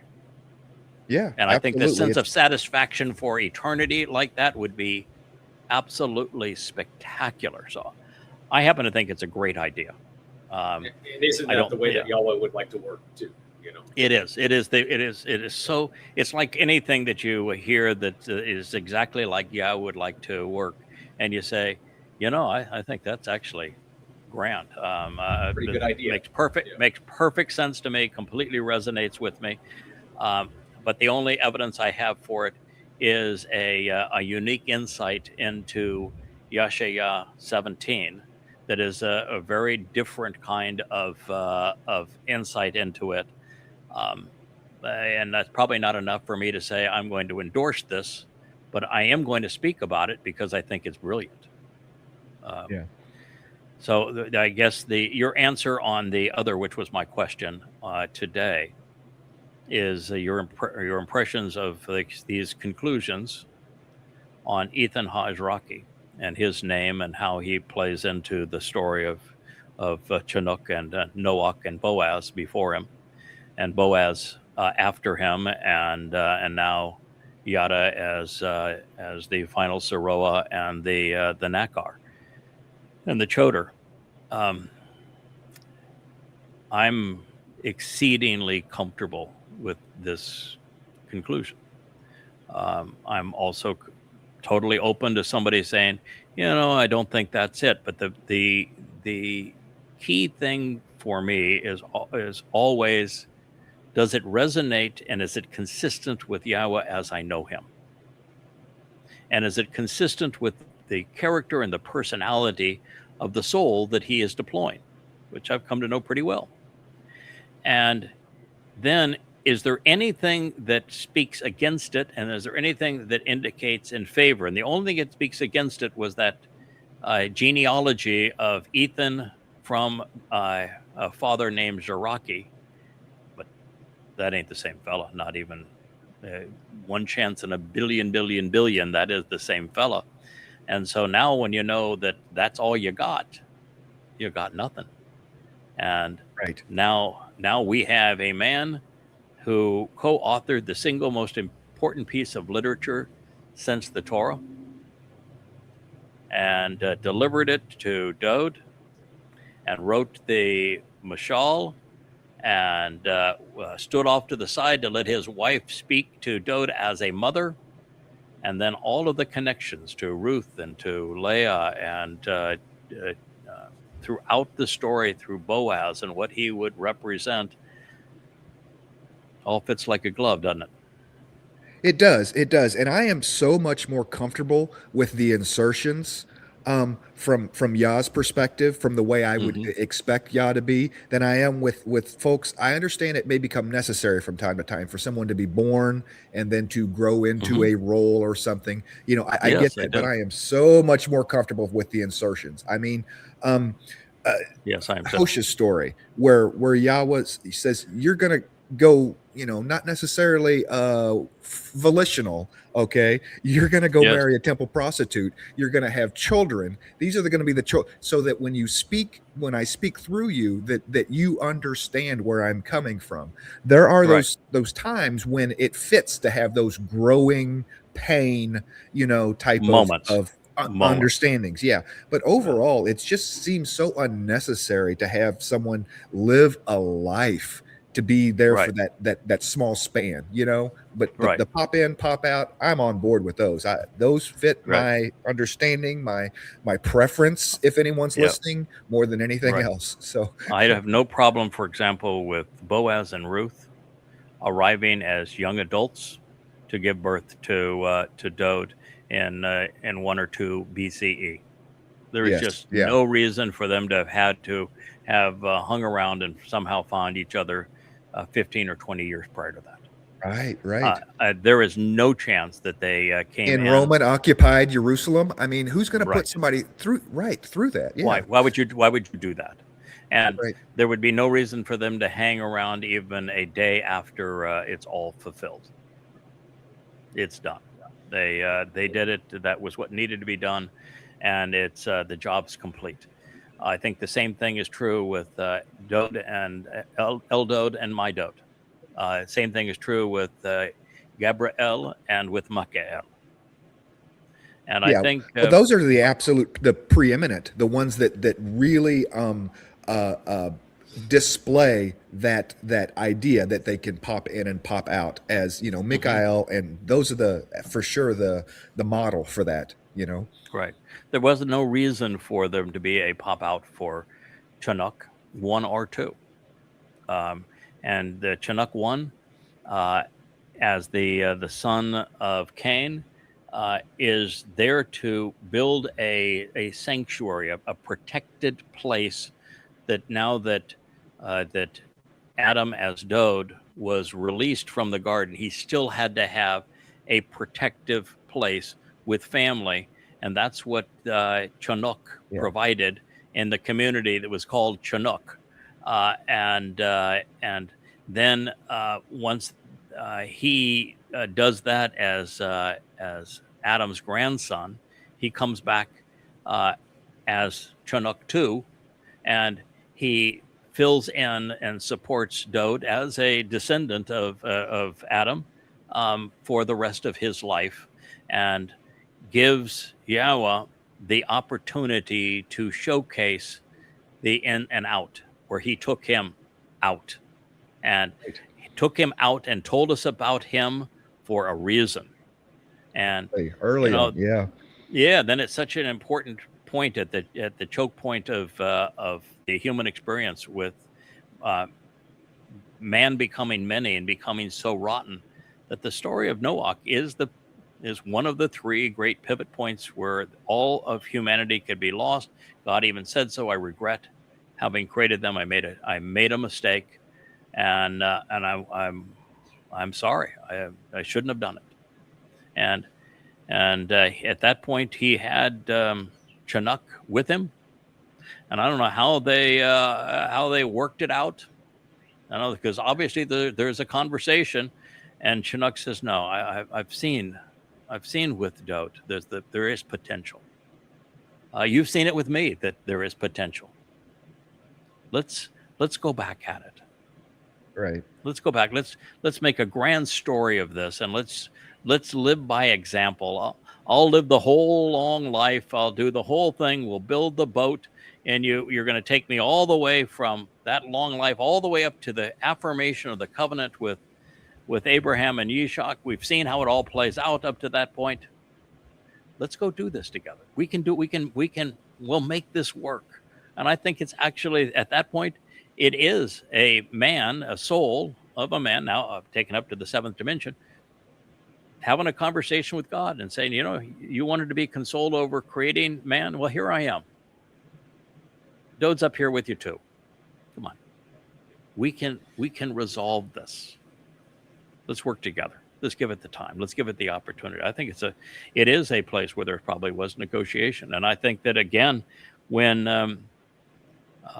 Boaz is finished that marvelous life in Bethlehem with Ruth, and he's now up in Shamma'im with Yahowah, and he's watching his great-grandson Dowd screw up miserably and knows that this is the hope of the world. You wonder how often throughout those 10 terrible stumbles that Dowd had from 30 to 50, and maybe 55. How many of those times do you think that Boaz said, "Come on, he's our kid. He's family. I've been there. I've gotten him together before. We can't let this continue to tumble out of because it's spiraling in a death spiral. You need to put me in. We need to go." And I actually think it probably was Boaz saying, let me go and fix this now before it gets any worse. And Yahowah says, no, patience. Right. It's going to work out. I'm going to give you, we're going to have the ultimate weapon in the 89th Mizmowr. We're going to get this done. And I don't know if they negotiated it or talked about the timing as how far they would let Dowd go before they intervened. But I think that was also a discussion. And I'm not so sure that the soul of Boaz, now inserted as Ethan Izraki, didn't get to share his thoughts on it too. You would expect him. At that point, he's earned the right to speak. Absolutely. And the entire covenant is volitional. So, I mean, that's what separates us, okay, as from... There's the idea of cherub, cherubim, malak, and Saba. Okay, the Saba don't have a choice, and right. We can still be malak as covenant, right? We can still be messengers, witness. But we can. We're not cherubim. We're not cherubim. We're not Saba. We're not part of that, no choice hierarchical organization. So, right. So in order for it to be volitional, we have to have those conversations. We have to have those agreements. Yeah. Okay, I would say though that while that's all true, and I celebrate that, I think there are self-imposed constraints on free will. I have imposed constraints on my own free will. When someone said yesterday, we had that conversation with Will, who I really respect. I think Will's very, very bright. What a great man and character. When we had that conversation, and I think it was during the show, he says, you have the right to negotiate with God. You have His ear on this, and you want to come back during that 3.5 years.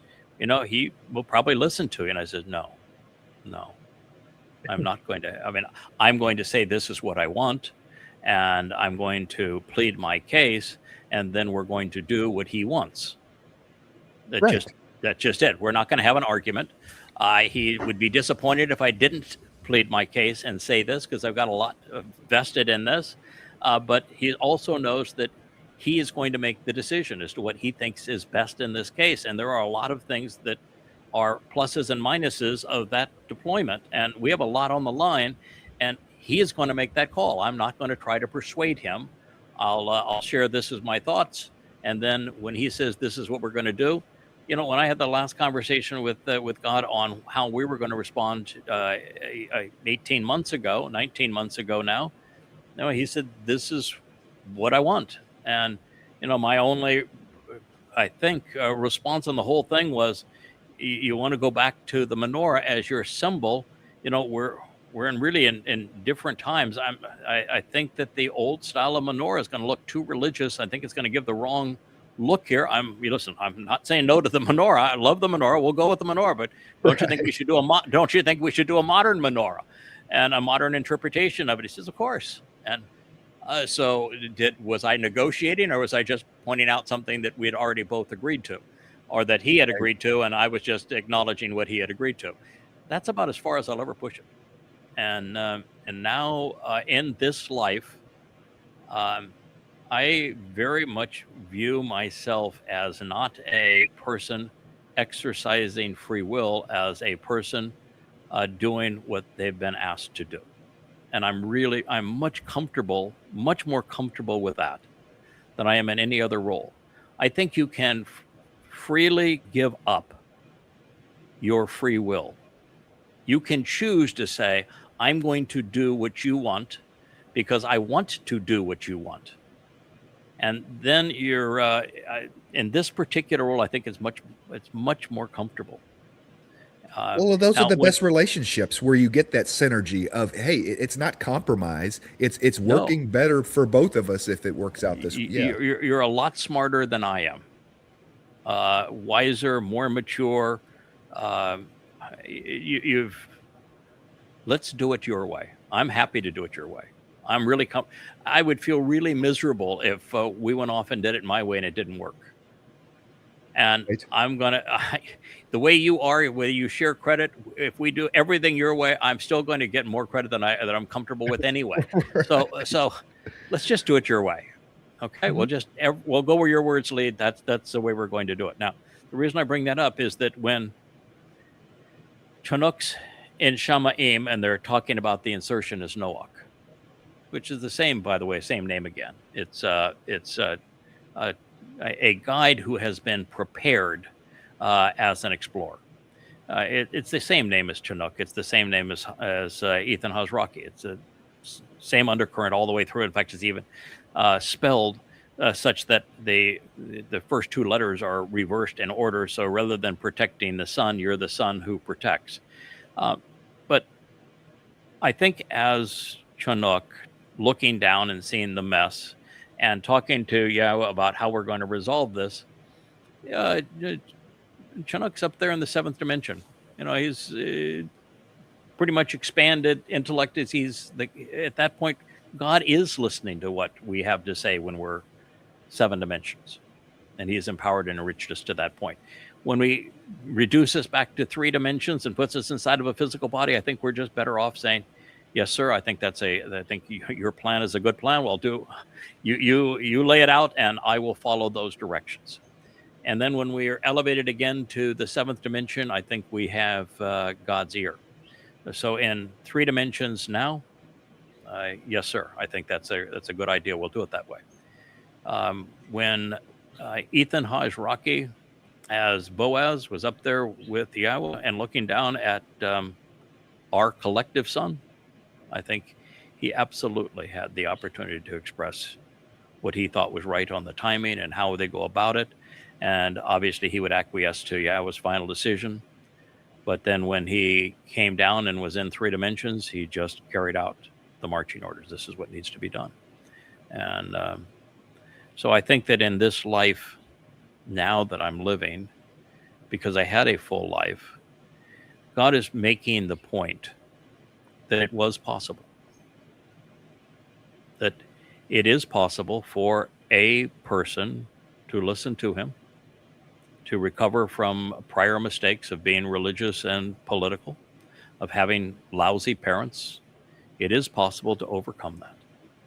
And it's possible to overcome all other obstacles and challenges, and to make mistakes and to learn from them, and to become tough and resilient because life is a challenge. That the very thing God was always looking for us to do, I think he wanted to demonstrate it was possible to do. And so I think this life is just that. It's proof positive. It was possible. And we can earn God's trust, and we can do what he wants done, and we can be pleased with what we accomplish together. Now, the next one, when I'm inserted as an adult, we're not playing on the same field anymore. Yeah, you're going back down as a three-dimensional person, but with full knowledge of what it was like in the seventh dimension, and you don't have to go through all of that again. You can say, I did that. You can look at that life. You can see the result of it. I wrote all about it. But we're in the here and now, and this is what I have to tell you. I like that. I like the fact that God can do it both ways and has done it both ways, and that both work and they fit the circumstance. And with Dowd at the most pivotal of those three moments of human history, he sent in a full-grown adult with full knowledge of everything on earth and everything in heaven. Yahowah wasn't fooling around. He needed to get the point across to Dowd right away. That's why those 30 Mashal, which is 40 pages, could have easily have been written in 4 days. And you come down, you grab some parchment and a pen, and you write them out. This is what it's like to be the son of the Almighty. This is who you are and what is expected of you. You write it all out. You've already come back. You've already come down with the 89th Mizmowr that was written in collaboration in Shamma'im, where you could see the future and how it was all going to play out. And you knew that at that point you were going to prevail, and you get to recite it. I think that's the way it played out. I think it makes perfect sense for Yahowah to do it that way. Yeah, it does. So, Kevin, once again, we never did get to the news. We have now 2 vlogs on the blog without the blog. Right.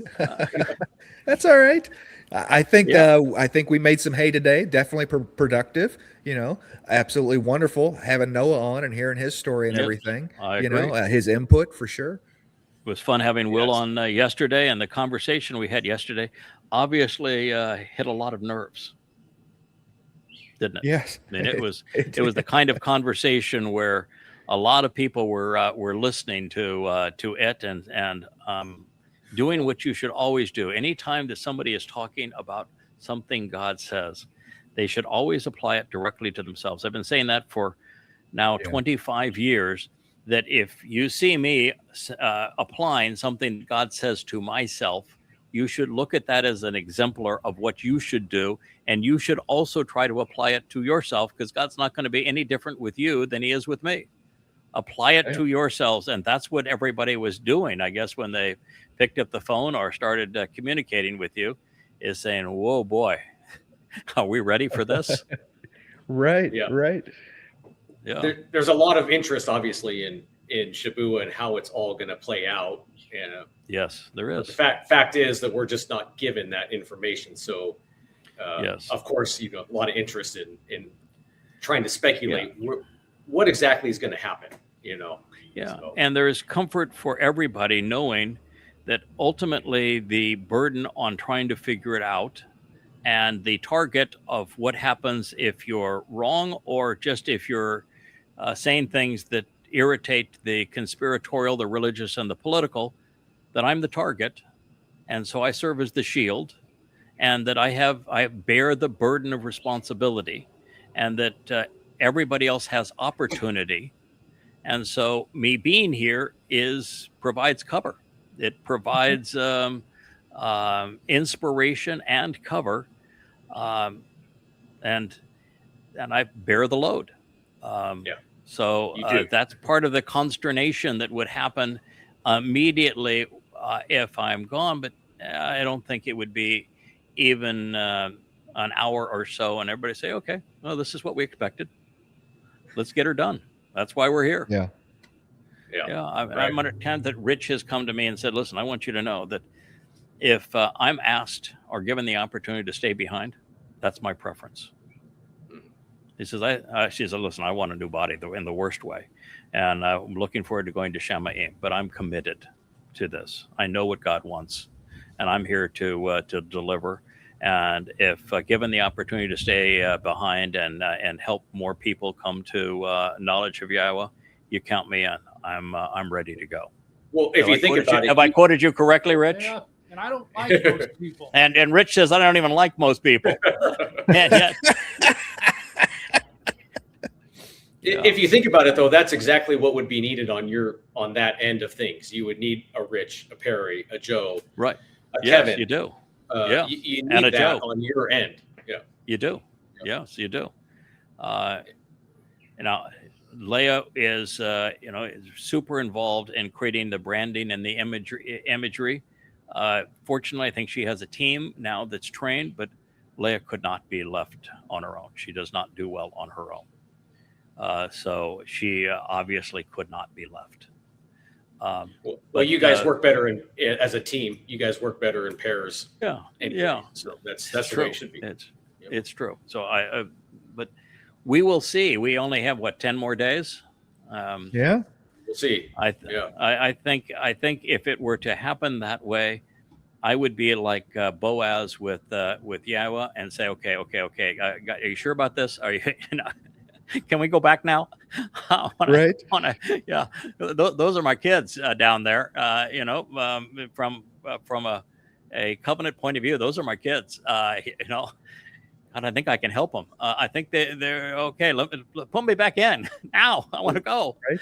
I just think I'd be a nervous Nilly through the whole thing, and God happened to say, we decided on this, and doing it for a reason. It's the right thing to do, and it's for their benefit.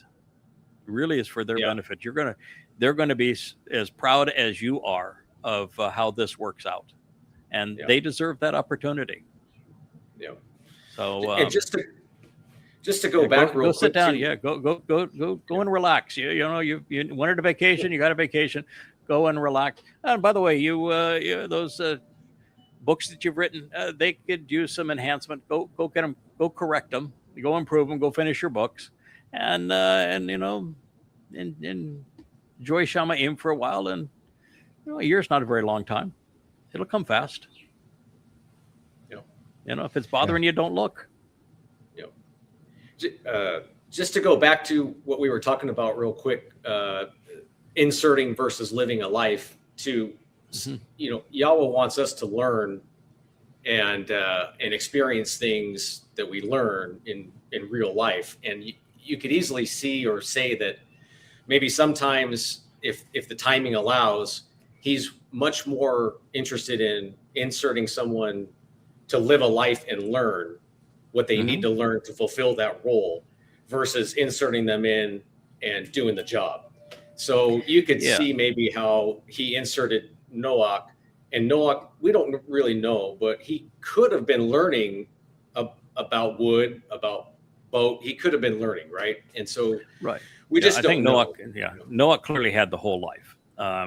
We have his pedigree, so he had the whole life. Ethan did not, which is why we don't have his pedigree. And the same thing is true with Eldod, Mydod, Michael, and Gabriel. And the same thing's going to be true in the end with the final Zeroah as Yada and with Elyah.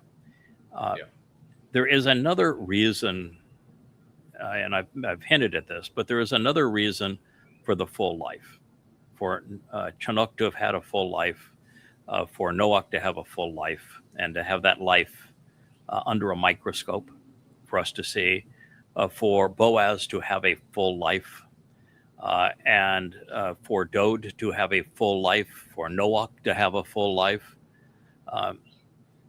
The reason for that, and for this role now, and reacquainting the world with Dowd and with Yahowah, the advantage of the full life is that God gets proof, and we get to provide evidence that we humans with the Nesalma can measure up. We can fulfill the original mandate for us to be good explorer companions, that we can be trusted to be empowered and enriched to go off and explore the universe with Yahowah and be great conversationalists and be trusted not to do things that are stupid, and that when we make mistakes, we can correct them. And so the full life gives us the opportunity, without God having to cheat in any way, to say, yes, humankind was worth the experiment. Dowd came through in the end. These men and women came through in the end. It's a proof statement. And I think that the proof statements are really important with God. And the second is exemplars. You know, Yahowah sets Dowd with all of his failures up as an exemplar because he managed to turn tremendous failures into tremendous, overwhelming successes. And so God wants to set that up as an exemplar. And so as a full life, we have an exemplar. We do not have an exemplar in My Dowd and Mikael or in Ethan Haas Rocky. We have lessons, but we don't have an example. We don't have someone that says, I can do that. I want to have that same opportunity. Anybody can do what I have done in this life. Given the devotion, the want to, anybody can do it. And so this is an example of what can be done. Anybody given the opportunity could do what Noach did. We're capable of doing those. We're capable of doing those things, and those people serve as marvelous examples to us. So I think the exemplar part is why you have the full life. That's a good point. By the time that Elyah and I come back as witnesses, we're not there to be examples. We're there to. This is it. One side or the other. Get out of the way if you're not part of the solution. And here's the final offer that God is making. Choose. I think those are great reasons why he would want somebody to live a full life. Those are good examples of that. It's a marvelous story, well told by a brilliant creator and God, who has created this marvelous opportunity for us and an even greater tomorrow for us to capitalize upon. And I feel privileged, honored, proud to be able to share it. And lovely to have such great family and support, and knowing that we are living examples of exactly what God is seeking from us. So thank you. I think it's nice that you didn't hit the timer. I know we've gone well over an hour in this conversation, but that's okay. That's one of the beauties of this whole vlog setup, is that we can have open discussions about what we're learning at the moment. And in this whole process, we are have the advantage of now having built on, in this life, 25 years of learning and discovery and thinking and making the connections to understand, such that the last 6 months to a year has been exponential in terms of what we've come to comprehend.